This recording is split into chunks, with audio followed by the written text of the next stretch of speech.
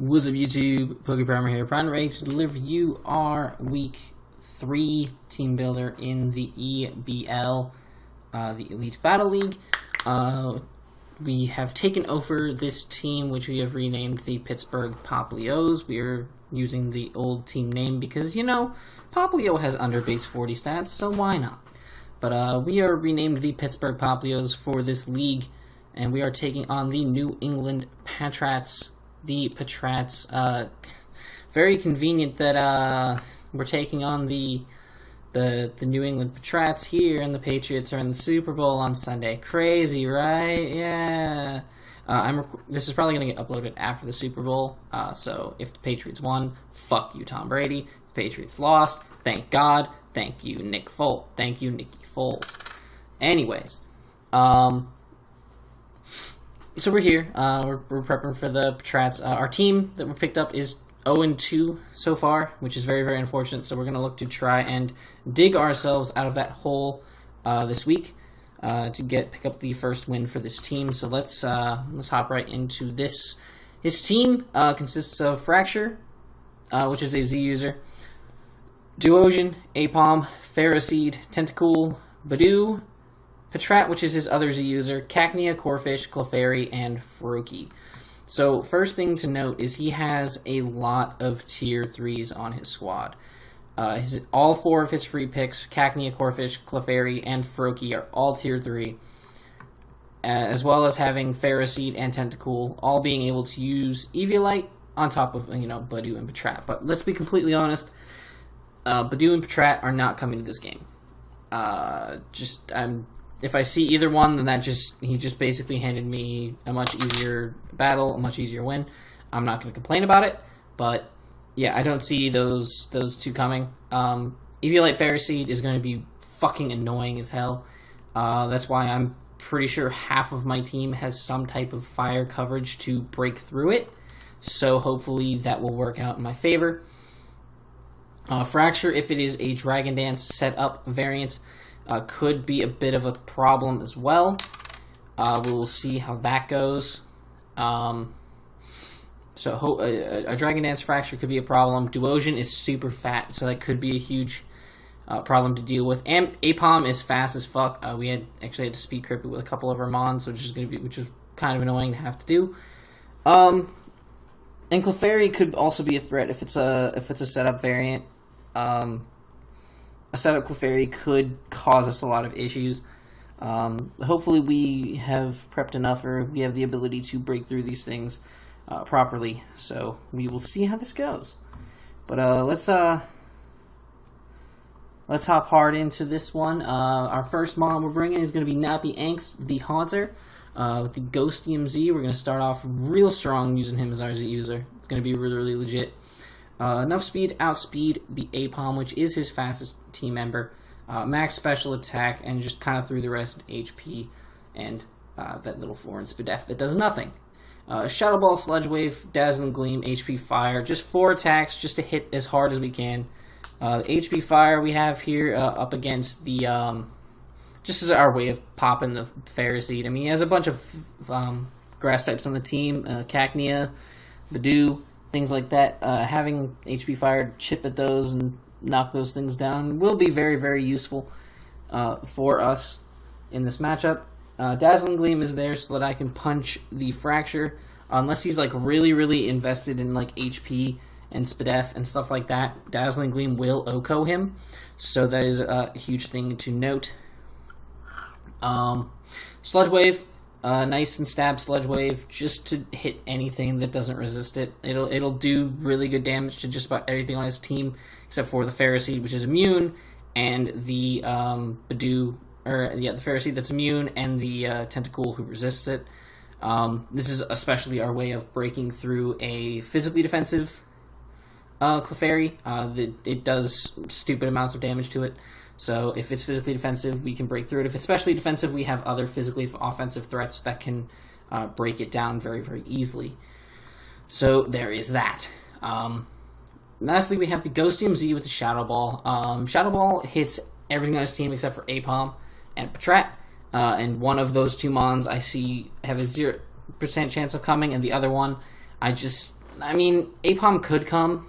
It could be a good knockoff user for the team, for his team, and could, be kind of annoying with fake out, knockoff strategies throughout the match, kind of play some mind games, but I don't know. I'm 50-50 as to whether it will come. That one has like a 50% chance for me, but Patrat has like a 0% chance because Patrat's a shit mon. Let's be real. Actually, in this league, I guess not too bad, but it's tier 4 even in this league, so not that great, but whatever. But the Ghostium Z is just going to be a good nuke to have. It'll be a good way to break the Duosion.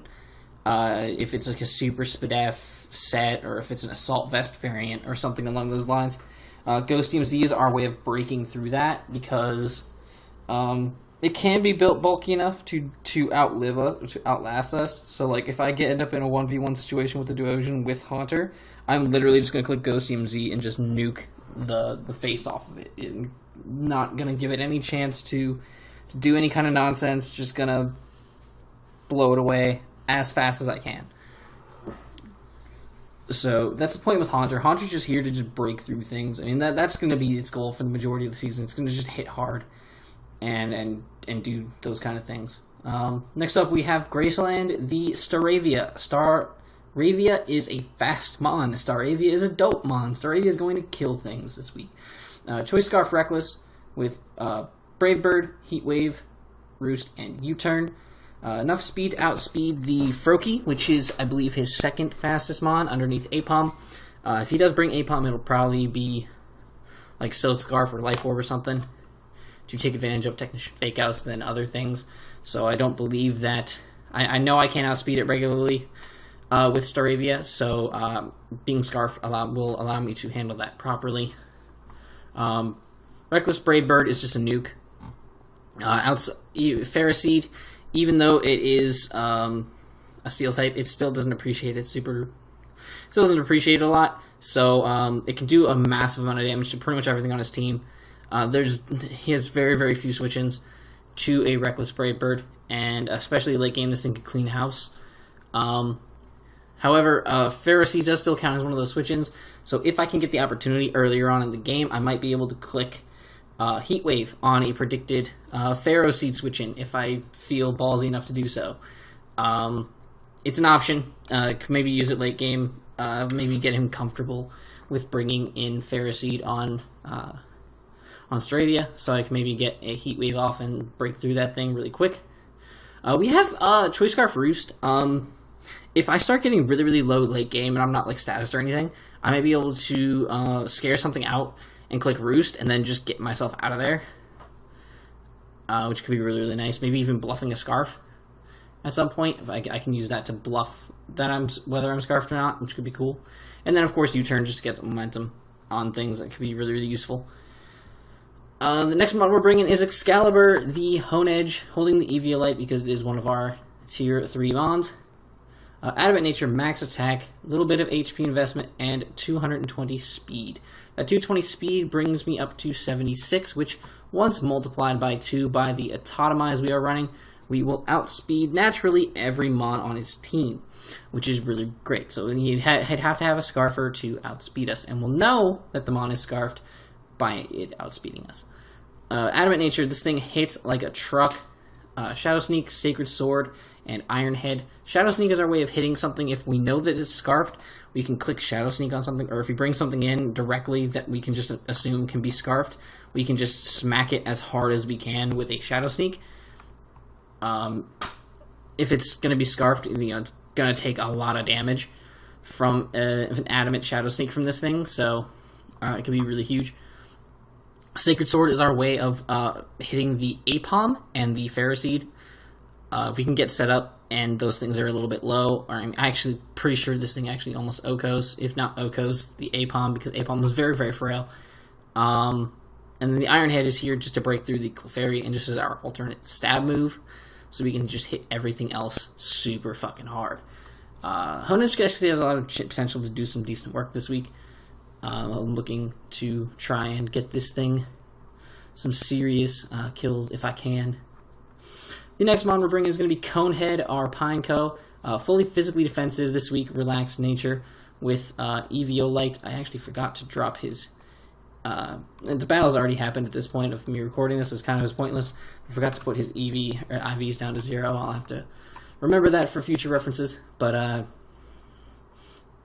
spoilers, he doesn't hit the field. But Conehead the Pineco, EV Light Sturdy, Rapid Spin, Stealth Rock, Bug Bite, and Earthquake. Rapid Spin, if he tries to get up hazards, or if he really wants to get up hazards, I can spin on his team. He has no ghost types to block my spin, so I can freely just spin away without any issues, which is nice. Could also potentially get out my rocks at some point if I really want to. Could help me scout for a Magikarp on the Duosion. It could help me scout for Magikarp on Clefairy. So other stuff like that. It could be really, really useful. Get some chip on some things as well. Any chip damage on his team will be really nice if I can get them up. Bug Bite is there so we can hit the Duosion, so I can hit Badu, Cacnea, just anything on his team that doesn't resist it. Like it's just for chip damage purposes. And then Earthquake is our alternate move to hit Tentacool, which could wall us if necessary, or kind of chip at the Ferroseed a little bit more. I just kind of threw these, I'll be completely honest, I just kind of threw this Pineco together. It's mainly here just for rocks, and maybe chip down a few bulky threats and whatnot. Other than that, it's not too big of a thing. I guess the Earthquake can also be used as like a way of like, oh, if they want to spin on us with Tentacool, they can Earthquake it and get some major damage off and start beating down on it and stuff like that. Yeah, it's something. It's Conehead. Yeah. So there's that. Next up, we have Basilisk, the Helioptile, Choice Specs with Dry Skin. We're running Max Speed, Timid Nature. Max Speed with a timid nature. Because it will speed tie with the Froakie, I believe.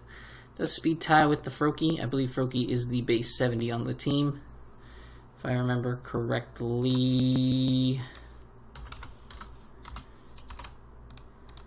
71, actually, never mind. What was the base 70 mod on his team? Tentacool. This allows me to speed tie with Tentacool if it's running a max speed. Well, maybe I could have taken into account the fact that this thing won't be quote-unquote hyper-trained, because for some reason, you can't do it at outside of level 100, which is kind of annoying. It's kind of annoying, but it's understandable for the feature. But, I feel like Tentacool will be more bulky, but I just wanted to run max speed, just in case. I'd forgotten about the HP Fire thing. Oh, well, it didn't come into play, so whatever. We have Volt Switch, Thunderbolt, HP Fire, and Signal Beam. Volt Switch and Thunderbolt, he has no ground type on his team, so I'm free to click Volt Switch at any point. And if I feel that all of his resists have been weakened enough, I can get into a good enough position, I can just click Thunderbolt and start nuking things. Helioptile is a strong boy in this league, very, very strong boy. So I'm really looking forward to just breaking through things with Helioptile. It's going to be a very, very enjoyable experience. HP Fire, again, that is literally just for the Ferroseed. I just need to be able to break the Ferroseed. If I can break the Ferroseed, or if I can pressure the Ferroseed enough and keep it from setting up hazards, that is best case scenario. I do not want hazards on my side of the field. I can get rid of them with Pineco, not too big of a deal, but I definitely would like to prevent them from being there if I can. So keeping constant pressure on the Ferroseed is massively important. So that's what that's for. And then the Signal Beam, to be honest, I just needed a fourth move, and I couldn't really think of anything else to put on the set that would help me. So I put the Signal Beam on, so I'd have like a Choice Spec Signal Beam to maybe smack the Duosion with, and see how that goes. So it's also something that's not resisted by Fracture, as well as being able to smack things like Cacnea, or a little bit harder than the HP Fire would, stuff like that. But it's mainly more so for like the Duosion, and it's something else to hit Fracture with if I can predict it switching in.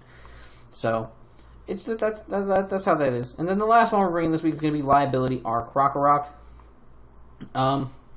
Krokorok this week built kind of a little bit more bulky. Max HP, almost max speed, 236 speed to outspeed a timid Froakie.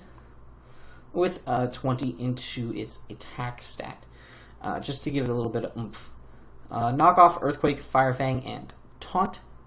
Knockoff is going to be important to get rid of potential EV lights on things, as well as just being able to nuke the Duosion, and you know, that could be really fun. Get any items off, scout for Z Crystal on the Fracture if I can, which would be really, really nice. And then Earthquake. We have the Earthquake just for stab purposes, just to punch holes through things like Tentacool, chip away at things like Badoo, and just have a stab move to click at any time.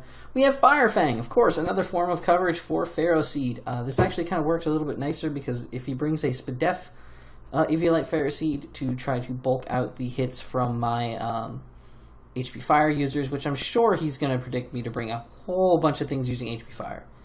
I'm sure he's more than likely going to prep 5,000 times over for HP Fire.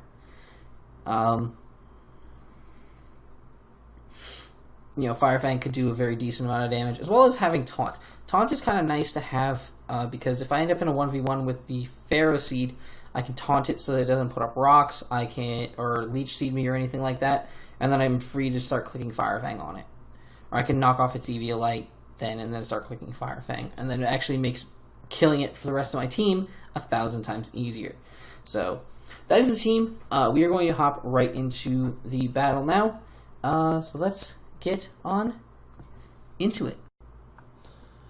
Alright guys, we are here for our battle against Climax and the New England Patrats. You can see right here, he brought his Pharaoh Seed, of course, the Froakie, the Duosion, the Fracture, the Clefairy, and the Cacnea. So, very, very interesting bring of the Cacnea. I'm not sure what he plans to do with that, but we will see as we get into the matchup. Kind of shocked to not see Tentacool, a little bit shocked to not see Tentacool, or something like Corphish with, you know, adaptability and priority and such. But regardless, we'll just hop into this. We are at normal speed. We are playing with the music off, and we're going to switch sides because who wants to watch from the opponent's side? So I lead with my Basilisk against his Pharaoh Seed, as he's going to go for the Protect Scout for my HP Fire. I'm just going to go for it again. I have no reason not to. And he goes into his Duosion. And now to clarify this is a bulky fucking Duosion. This thing does not have Eviolite, so that took that thing like a fucking champion. And I'm kind of thinking at this point he's more than likely Assault Vest. Probably has a very decent amount of bulk to him. I'm not sure where he put the bulk at. I tried to build a few different mixed spreads. He could have some Spadef investment, but more than likely he's a little bit... He's definitely got Spadef investment, but more so investment on the physical side, probably. But I just kind of feel like I don't want to stay in here, and I go into Krokorok, because he makes an excellent prediction and goes for the Energy Ball. But the HP investment, look at that. Oh, that was a close one.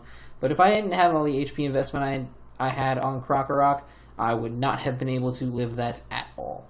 So that is very useful. I'm very glad about that. Knockoff here is actually able to just pick up the kill straight up onto the Duosion.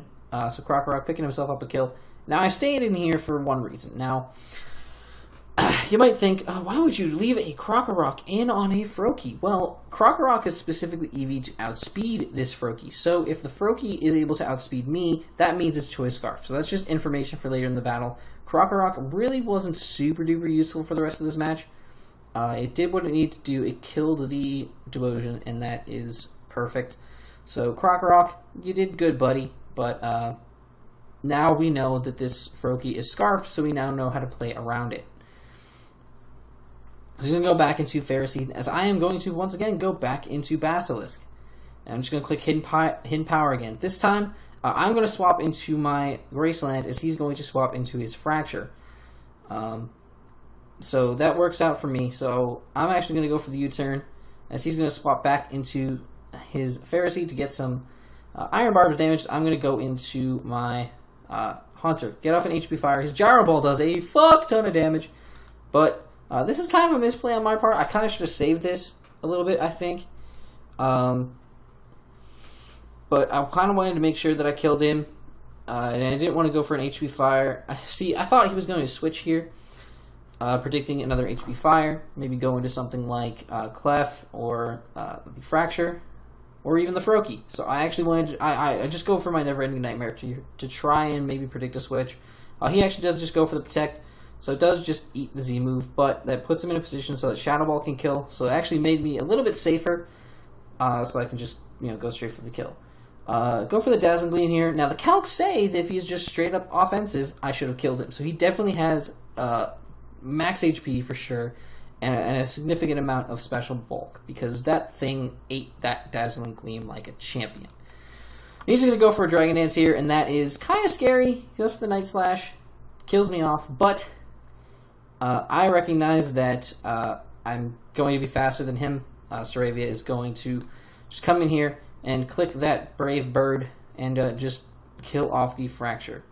Now I go for Brave Bird here on the Clefairy, and this allows me to know that this thing is 100% a Spadef variant, because physical variant max damage is going to be 42, so he's definitely a Spadef Clef, which is really awesome. So he's going to go for a Toxic on me, and that's kind of annoying, but we can make it work.